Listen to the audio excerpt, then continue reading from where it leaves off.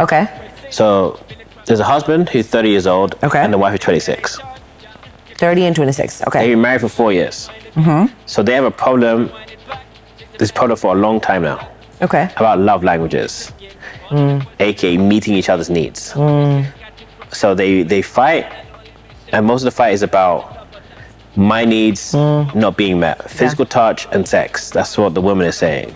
This is the reverse. She wants physical touch and sex. Yep. I feel like there's something wrong with me. Why doesn't he like having intimacy with me? These are not the most common ones. Yeah. Speaking of his love language is words of affirmations and acts of service. Okay. Which is what she always makes sure that he's satisfied and giving him his needs. Okay. She served him. She does everything for him, what he wants. Or when he's asked her to do something, get me this or those, like no hesitation. I'm always there for him immediately saying I love you or sending him inspirational words. But when I'm the one who asks him, intimacy is most of the time neglected. Okay. But when he says yes, I have to wait for hours until I have to wait for hours, and then I'm not even in the mood anymore. So it's like coming from the other side of the city. So she waits for him, she's giving up hope, and when she gets upset, that's when he will try to move to have sex with me. And when I say no, when I say no because I'm upset, he'll get upset as well, instead of trying to be better for the next time. Sorry, there's a lot of Yeah, it's okay. broken English. Most of the time, I'm the one who's arguing for sex with him, because if I wait for him to move, like maybe months or a year before he will touch me. I've talked to him about this many times, but it seems like he doesn't care. To the point that I feel so lonely, empty, unloved, and unworthy. There's a time that I ask myself, am I too ugly or not attractive as a wife? Like, is there something wrong with me, and why? Or am I just being a lunatic for feeling this way? I mean, definitely not a lunatic. Yeah. That is absolutely not a healthy relationship. But there's so many questions. The problem with these things is you're only getting one side. Yeah. So truly, like, how do we really know? You know what I mean? She's saying she's doing all these things, but how do we know that? But let's assume it's true. Yeah. And so my first question would be, is he even thankful or shows any kind of thankfulness for what she's doing? That's a good question, yeah. The other question, like, meaning like she's serving him and the words of affirmation. Yeah. The other question will be, what is his giving love language? Yeah. Because you still should, like, match what your partner wants to receive. Yeah. But maybe he is giving it in his love language, the language that he likes to give. So he's thinking, she has to be satisfied because I'm loving her. You know what I mean? Yeah. The way I give love. It's like, say like the wife, for example, loves to cook. Yeah. And the husband loves to eat. Mm-hmm. And so it's like, hey, perfect. I'm helping you do my giving is your receiving. Yes. Yeah. And he may just be like that, like I received, you gave, we're done here. Yeah. Someone said in the comment section, I also have a higher sex drive than my wife. I would speak candidly about your needs and formulate a plan to have everybody get their needs met. But our sex life was not good when neither one was meeting their emotional needs. That's true. Also, my wife would be fine with a lot less sex, and frankly did not mind the more frequent, but does not have a drive for anything like as often as I do. But when he asks you and if he gets turned down consistently, it may make him think it's a risk to ask. That happened in my marriage until I quit asking altogether. Things had gone from very bad to the point that we were close to ending our marriage. And so we had this near marriage ending fight, and we actually spoke openly with one another. The openness pulled us back from the brink along with a few other things. Now I'm simplifying a lot of stuff, but communication brought us off the ledge. Yeah. What got us to the ledge was a combination of stuff that I'm still having trouble wrapping my brain around. And in my honest opinion, as someone married to someone who highly values acts of service, if they had to ask, it doesn't feel the same. Yeah. Yeah. And I want to jump on here. Like, I think like they seem like two different languages for sure that they're speaking. Yeah. And they're getting crossed, and there's also like an outcome that she's looking for, and not just the outcome, the way the outcome happens. And so it's like, like I remember the other day I ordered Glovo, and it kept saying it was 2 minutes away. Glovo is like the food delivery service. 2 minutes away. It was 20 minutes later and it's still saying 2 minutes away. Yeah. And I got outside, looked around, I still don't see it.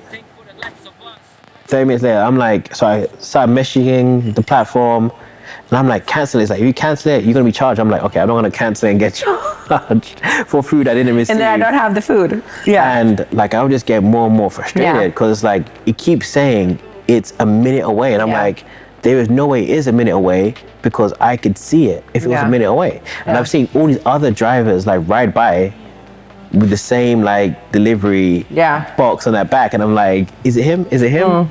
And so in the end, I was just like, you know what? I don't even want the food anymore.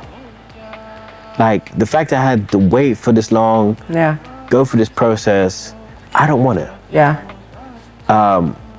Just give me my money back. I'm not going to use you guys again. Yeah. And I can understand get to that frustration where you're just like, yes, I'm hungry, but my emotions have been played with. Yeah. I've been disrespected. Yeah. That I'm gonna like overcome my actual needs. Yeah. And they're like actually more priority than my needs. Yeah. And so I can understand her being like, no, like this is not real. Yeah, this is not how I wanted, basically. No? But at the same time, the problem is when you get fed up in that space, you're reacting and acting from that space. And when you're dealing with some kind of brokenness, the brokenness on the other side is not going to fix it because it's already broken. Right. Like when you stub your toe, like the ground is not just gonna become smooth afterwards because you stubbed your toe. Like something has to be made so things change. Yeah.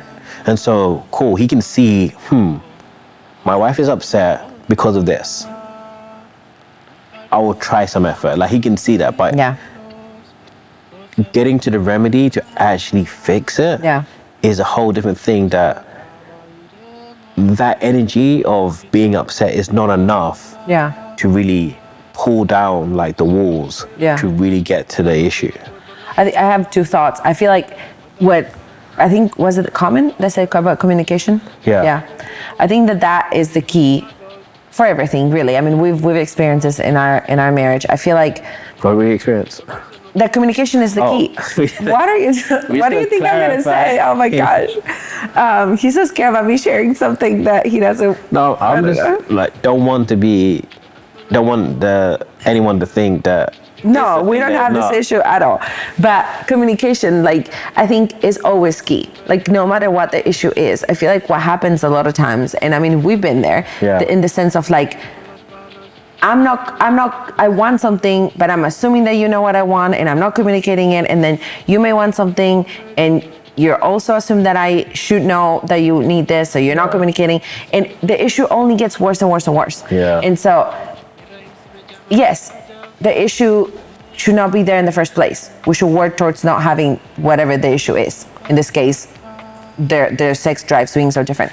But I think if they would communicate, it doesn't sound like they're communicating. They're just like, they're just like annoyed with each other. And then so they're like, okay, I'm just like annoyed, so I'm not gonna give you this. And then when you come and you offer it, then I don't want it because I'm upset. It's like, you're not saying these things. You're saying them on Reddit or whatever this is, but you're not saying it to your spouse.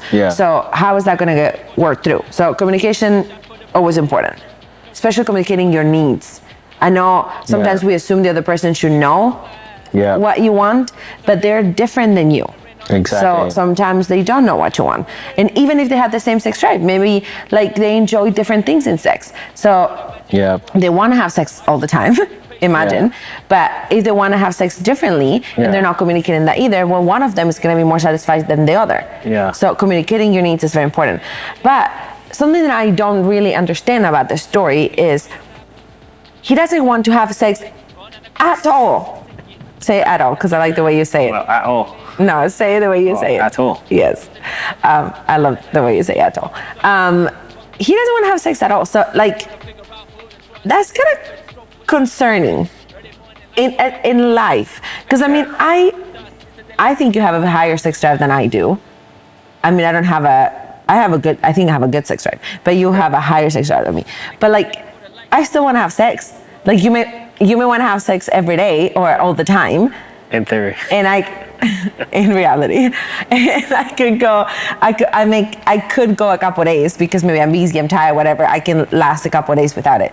But like, I eventually will come to you because I want sex. You know what I mean? Yeah. So, like, she's not saying a couple of days. She's saying like weeks, months, and years. Like, he's grown a full beard and that he can grow a garden. That sounds like not even from. And I'm not even talking about men have a higher sex drive than women most of the time. I'm not talking about that. I'm saying human. Is this person human? Because if you're human, you have a sex drive. You have a connection. And your sex drive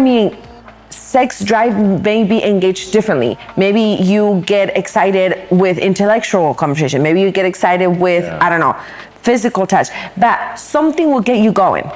So you're telling me that your wife, the person you chose to marry, because you felt so attracted to her, doesn't do anything in any level that gets you going? I'm sorry, that I don't. Okay, something is off. Either he's getting it somewhere else, or something is really wrong. Okay, I want to say this. Now I'm concerned. What I'm kind of hearing from this in a way is that it could be an exaggeration that for years. Yeah. And if it is exaggeration, it's also sad because that means that there's another level of miscommunication. Like, that she doesn't understand him to think that he would last for years. It's either like, it's the case and that's already an issue, or she's been burnt by this, that she's now diagnosing his situation. Like, seeing it as something that is not true. Like, when you start saying always, it's not always. Yeah. And so, like, that's already an issue because they've been married 4 years. So it's like, wait, one of the 4 years he just didn't initiate all year? That's already kind of a red flag. The other thing is like cycles. Like, everyone has their kind of cycles. And I know in certain cases, like, I don't know, let me just say something random. Like, what's something random? It's not a big deal. Let's say like, initiating to like listen to music in a sense, like, I want to show you some music I listen to. Some people have cycles of when they're in those zones and not in those zones. And say like he has a slower cycle, not a year cycle, maybe constantly gets interrupted with certain things. Maybe he's more sensitive than you think, and so in that cycle, if he gets interrupted, he starts from zero again to come back. And so like it then looks like it's a longer time frame because of these interruptions that maybe are not getting fixed, or because you initiate and he doesn't. You initiate. Yeah. He takes that initiation as, oh, that's part of my circle. My circle got closed because you initiated it. And so he doesn't really get to fully go through his whole circle. Yeah. Because the woman initiates way before he does. I'm not making an excuse, but it's almost like she's not giving time. She's not giving him time to initiate. Exactly. Now the question will also be, I mean, that makes sense. Does she even know what he likes? That's perfect. Because he may not initiate, and he may not. But like, are you doing something that your husband wants to do? Perfect. So this comment really addressed that. Okay, go ahead. So it goes, so sorry.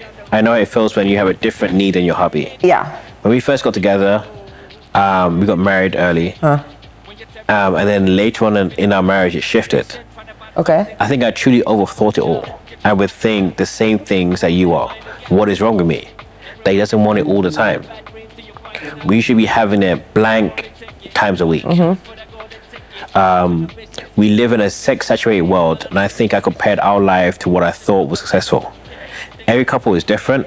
I had to get rid of that idea. What matters is what makes you both happy, not some number a week, if that makes sense. I'm not sure if this is the case for you, but I did find that I was insecure at the time and really was using my needs for value in how he thought of me. Part 2 of the thing was, so a couple questions I would ask. When you do connect, is it good? Do you think he's turned into anything else like porn? Exactly. If or self-gratification, or an affair, or... If not, then maybe don't overthink this. You may have to always be the one that instigates. And what really is wrong with that? If you have a good connection and are satisfied, then be grateful for that. Maybe you agree to plan it out. I remember having friends that agreed that Saturday was their day. It seemed weird at the time, but later on in my marriage, I understood that that was a good thing. Maybe once a day, you ask him for a 2-minute hug and you make it fun. And you decide if you need to hold hands when you're watching TV. Just agree to come up with some solutions that will help, and don't get angry at him when he forgets. I say this because my hobby, if my words of affirmation, I really have a hard time doing it. I know I shouldn't, but it seems easy, but it doesn't come natural to me. Touch might be the last thing on his mind, not really to do with you at all. So it sounds like to me you're good at giving him his needs, but he will maybe have to work harder for you. Yes. Give him a bit of grace, and then maybe also write down a list of all the things that he does that you do love. I feel like I would forget all the stuff that he does do and just focus on, I hate that I have to ask for sex. Just some thoughts. I'm going on 26 years married now. Wow. And we've had a lot to learn. So don't play any games. Get yourselves out of the bad cycle and have a good chat about some solutions. Yeah. You need intimacy, and that is so important. I'm sure he's glad about that too. He can't read your mind, so decide from here on out, you'll be the one making it happen, but don't take it personally. If he isn't willing to really try, then why? Maybe go to marriage counseling and you can dig a little deeper. Some people have a really hard time really connecting emotionally or physically for deeper reasons. Yeah. There is nothing wrong with you, my dear. You sound amazing. Marriage life is hard, but well worth putting in the effort to keep things working out and recommitting to each other. I think that's a really good answer. Yeah, there's a lot in that answer. I do have to say though, I don't think it's the same thing. Like, my husband doesn't want to have sex with me, then it has to be this many times. Like, one addresses sex drive, another one addresses expectations. Yeah. I think, yes, of course, like you're gonna probably have different sex drives, and you have to have realistic expectations. I understand that, because you also have other things in your life and other things that you want to do. You may have children, like, I get it. But I don't think she's saying necessarily that she wants 10 times a week and the 10 times, whatever it is. Yeah. Like, I think she's just like, I don't feel like he ever wants to have sex. Yeah. I think that's a different situation. But I agree with her, like with the comment, like, set expectations together, like plan out, like say, what do we want to, how do we want to do it? And I don't know the physical touch, because you're not the most physical touch on your own. Like, I'm definitely all over you all the time, and sometimes come, give me a hug or like hold my hand, but it's not like you're like me. You don't need to be touching me all the time. And so a lot of times, if I want a physical affection, I just come over to where you are and hug you or lay on you or hold your hand. Like, I initiate it because I know that that's not something that you want to do as often, just doesn't come out as natural to you, but I need it. So instead of being upset in my corner, being like, oh, you're not touching me, you're not, like, I just come over. Exactly. Because when I come over, you give it to me. Because your needs. But you want to have sex really more often than I do. Yeah. So I don't know if it's that connected necessarily. Yeah. The physical touch with sex. I think with this, it's like when you put your needs and you're like, this is what I require, and you're like, someone else has to provide your needs. You can attribute good or bad to how they respond to your needs. Like, if I'm like, fire, like, if I saw the firefighter just strolling in, it's like, hey, bro, this is your job. Like, like the house is burning down. Yeah. You can't be strolling like that. Yeah. And if he puts out the fire, I'm happy, but I may still remember this guy strolled in. Yeah. And didn't take this that urgently as I thought it was urgent. Yeah. Because it's me being on fire. Yeah. But like they're the one, if I'm giving it to them to help me with my needs, I must think about their process as well. But that's what I'm saying. How she asked him, what do you like? Because I feel like if she knew what he likes, there has to be something he likes. But what I'm saying is more like the process. And so the pain that she's feeling, like, am I not good enough, all this kind of stuff, is because some of her value is in how he's interpreting this connection. Yeah. Rather than what is his side to the connection? Because maybe there is some trauma or some other kind of things. Yeah. Maybe there is some resentment in their own relationship. Who knows? Like, so it's like there has to be like that proper communication to really get to the heart of it, so that you're not assuming and making up where that person is coming from and those kind of needs. And maybe they need to clear the air kind of talk so that things can really be addressed.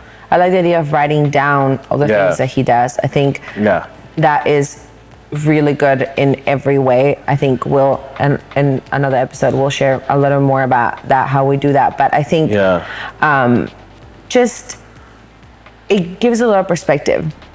Because this could be, it's a huge area. I mean, sex is very important in marriage, but I think it can, when you're so upset about this one thing that you're not getting or you're not receiving or you feel like the other person doesn't care, it just starts eating out your whole relationship, and you start seeing this person like just through this lens, and you're upset, and like, and it's so hard. And I think if you try to like evaluate your relationship every once in a while, and you just kind of like write down all the things, like he always makes sure that I have food, or like he takes me on dates, or he makes the bed and does not, whatever it is that he does for the relationship, then you can have a little more perspective of like, okay, well, these are all the things that he does that I appreciate, that I love, and this is the one thing. Now, that doesn't mean that this thing doesn't need to be worked through. But I think it can, I feel like you can get in such a place of bitterness, and like you just can go down a spiral of like really almost like hating your partner. And so this list doesn't mean that this is not a problem. This list just puts your heart in a better place to love your partner regardless, and try to find a solution. Because it reminds me of like this football player called this football player. And like he would, like at the beginning of his career, he was getting injured quite a bit. Had a great talent, and to the point people called him Mr. Glass. Wow. Because he was just getting injured so often.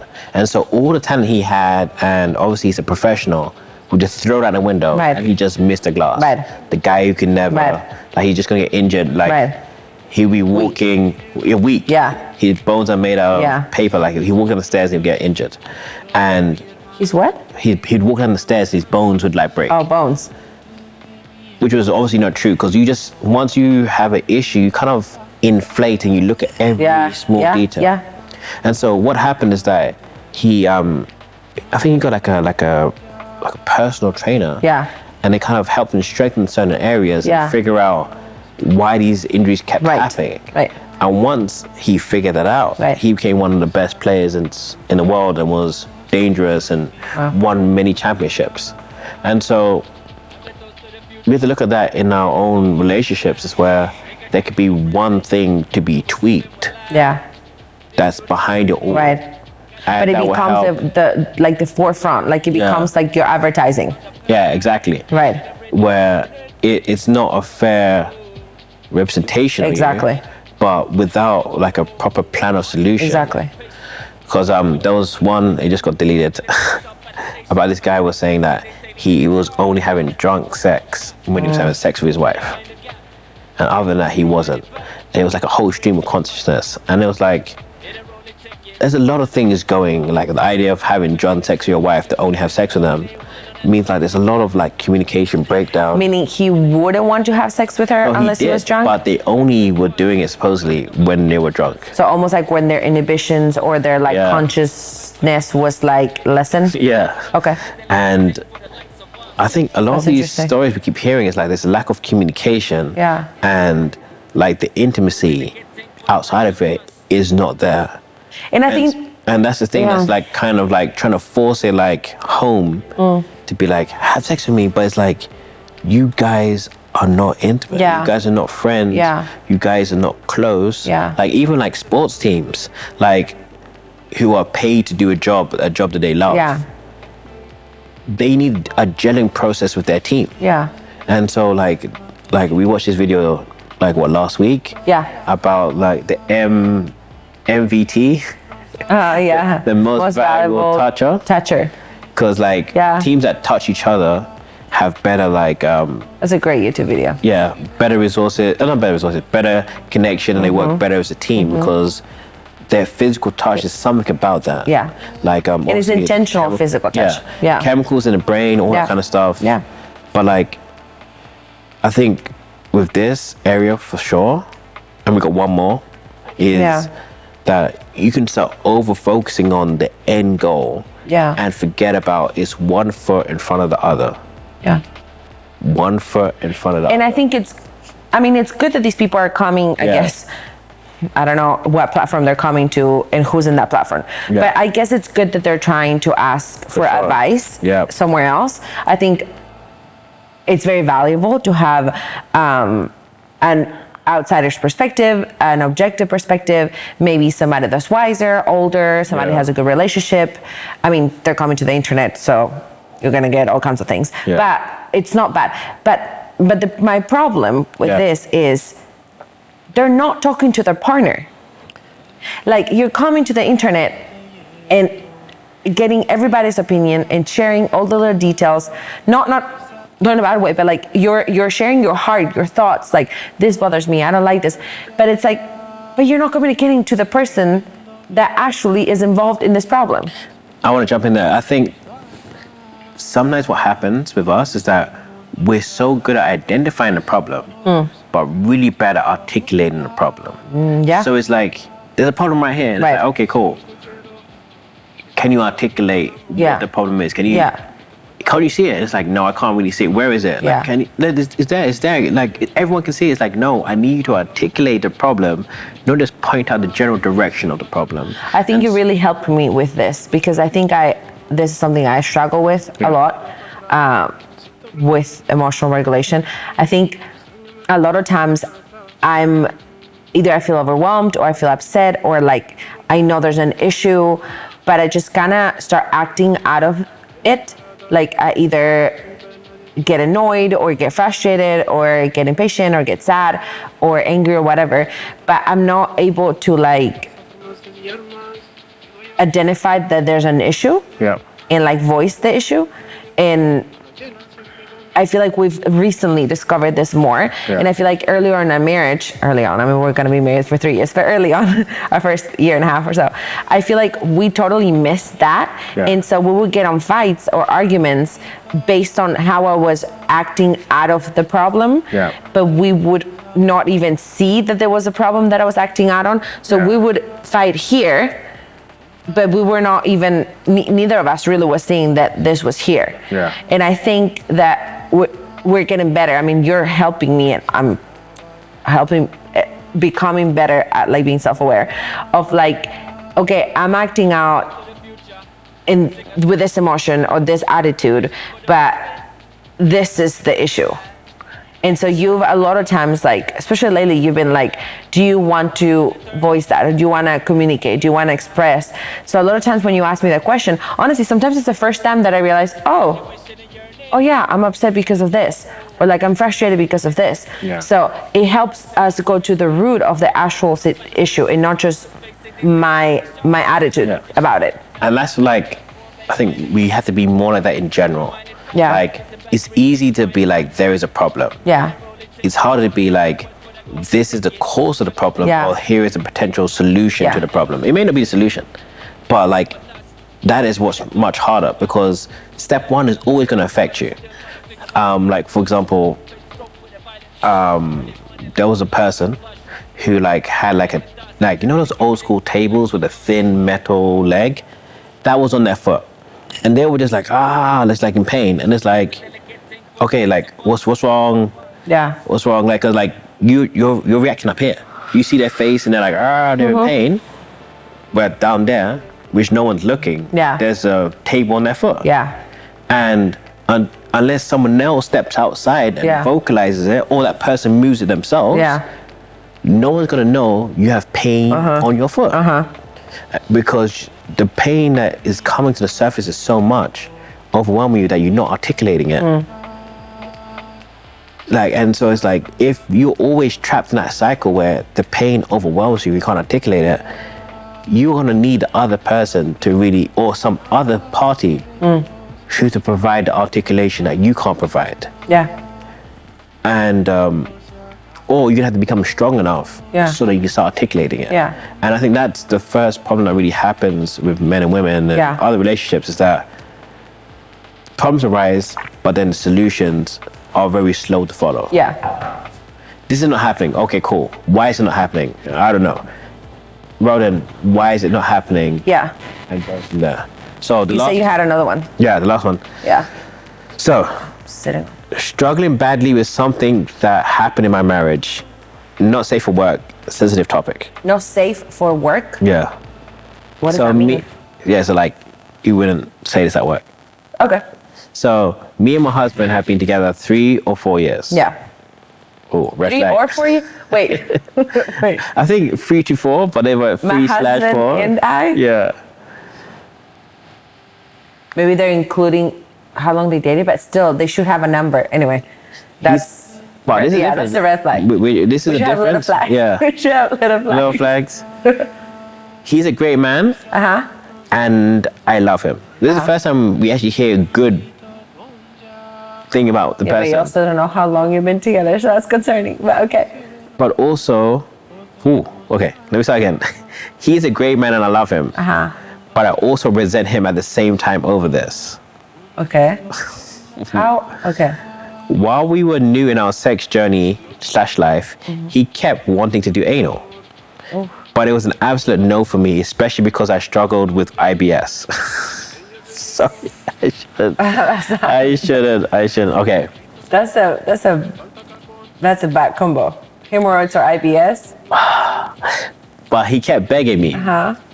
Begging and begging, so I gave in. Not asking, begging. Okay.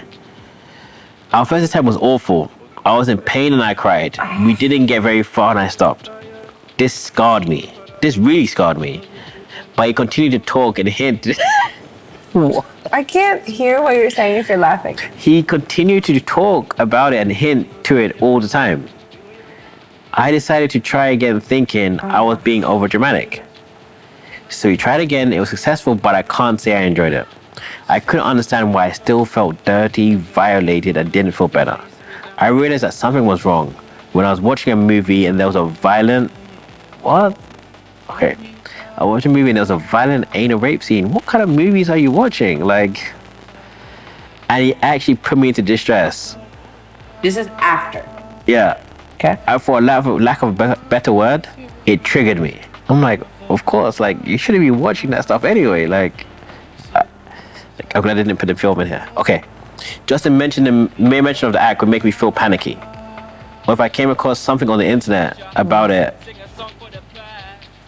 So we can assume that before she saw it in the movie, it was more a physical rejection. Yeah. Like she didn't physically like it. Yeah. It wasn't an emotional. Yeah. Okay. And that is both. Or I came across something about buttholes or bowel movements is enough to send me to a spiral. I've talked to him once about it and he seems like he felt bad and said we wouldn't have to do it again. But he still continued to hint and allude to it. I still felt disgusting, so I tried to talk to him again about it. And I said that I really don't want to do it.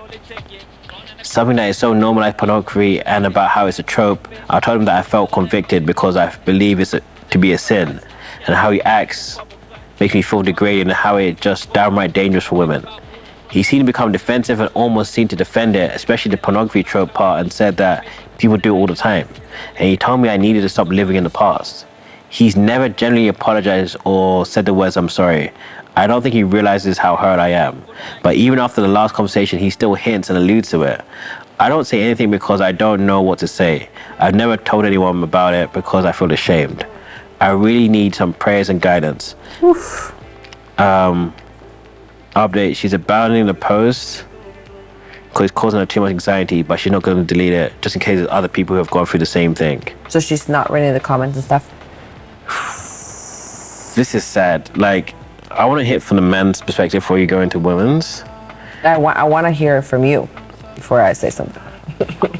I think what I see from the guy is he's disassociated his desire from who she is.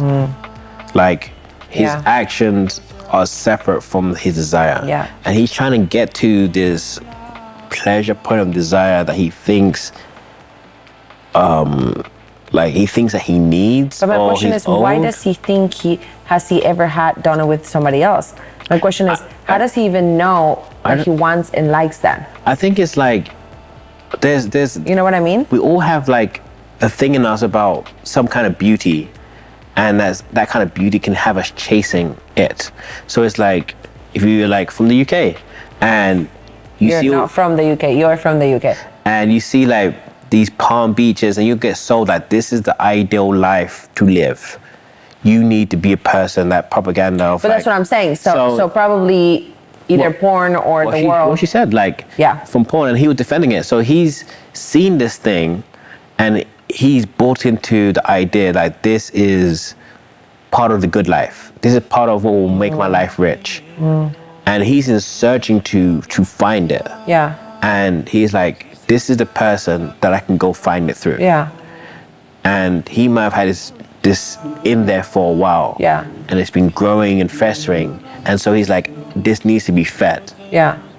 And so it's the point that it kind of consumes him, where he's like alluding to it. And I get it, like, when a desire of ours gets into our heart and we allow it to roam free, it can consume us. Yeah. It's just like an idea of like money, or an idea of idea of money and all this kind of stuff, is that you can start thinking that I need to do this. Yeah. And so I get it. I get that, but it's not going to be separated from reality. Yeah. Because you have you're connected to your wife. Yeah.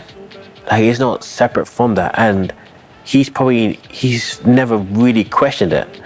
And I guess as well, sometimes when we get into these positions where there's emotions involved, we can't necessarily be as analytical as we want to be. And so they need a real discussion, not a debate. They're having a debate rather than a discussion. Also, again, begs the question, as every other example that we've talked about today, what is the rest of their sex life like? Yeah. Are they enjoying sex apart from this situation? Are they talking about it? I think they like the way you said, like he's a great man. Aside from this, I think in general. But from his perspective, is he enjoying everything else that they do? I think yes. I think it's a fantasy that's been, which happens to a lot of men when you're young, in this over-sexualized world. You get sold sex, and most of the time we don't have our parents or our relatives or a mentor talk to us about this. So you, in your adolescent, infantile mind, make up what you think the good life is. And a lot of boys, they make up what the ideal woman is or the ideal part of life is very young, and it never gets questioned until life comes or later on. So he, from my perspective outside, was like, hey, the ideal life will have X, and part of the X component will be this. And when I have this, my life will be complete from the ideal life. And he's probably watched way too many content of this. But also the question is, warped towards this thing. Right, but also as far as we understand, they technically did it once. She said successfully. Yeah. She said she didn't enjoy it. So successfully, I'm assuming it means that he did. Yeah. So did he enjoy it? Like, did you talk yeah, he's saying he wants it, but like in reality, did he enjoy it, or he just wants to keep doing it because he thinks that this is what he's supposed to keep doing? He probably has that conversation happened. He probably thinks that maybe he didn't fully get it. So because she didn't enjoy it? Yeah, so like, until she enjoys it, he's not fully getting it. He fully gets that space. You know, like it's like shopaholics. Like you felt like you fought it. She said she's been convicted that it's sin. So it's like, are they Christians? And if they're Christians, is he not convicted? Well, they're meant to all be Christians, all these people. Oh, wow. Oof. Wow. Yeah. So is he not convicted of the same thing? How is she convicted that it's sin and he's not? I think that's the thing, like, back to communication. I think they need to have proper communication rather than reactory communication. Yeah. They're reacting to stuff rather than being like, hey, let's put this on the table and let's go through it.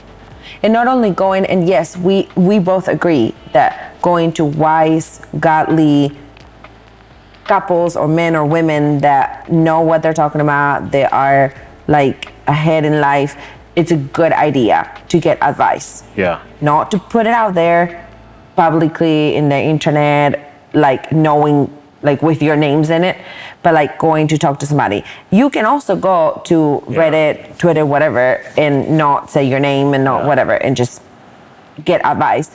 But it's good to get advice. Yeah. It's fine.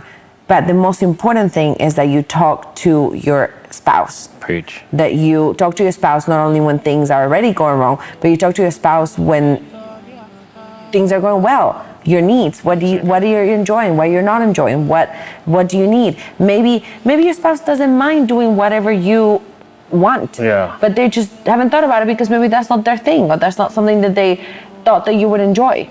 So, and discover and try things. Try something. Maybe you enjoy it more than you thought. Maybe you enjoy it less than you thought. Yeah. Because with this thing that he's talking about, maybe maybe he actually won't enjoy it. Maybe he actually doesn't physically like it. So I think communication is key, and like so in the description box we put some kind of we put some resources, some links to some things that we've seen, and we hope that it blesses you. Yeah. Thank you for joining us. We'll see you soon. Tiempo me tira para atrás, necesito rezar más. Los años me pasan acá, dejándome quejo un poquito por dentro. Digo yo no quiero pantallas, se pierden paradas, todos esos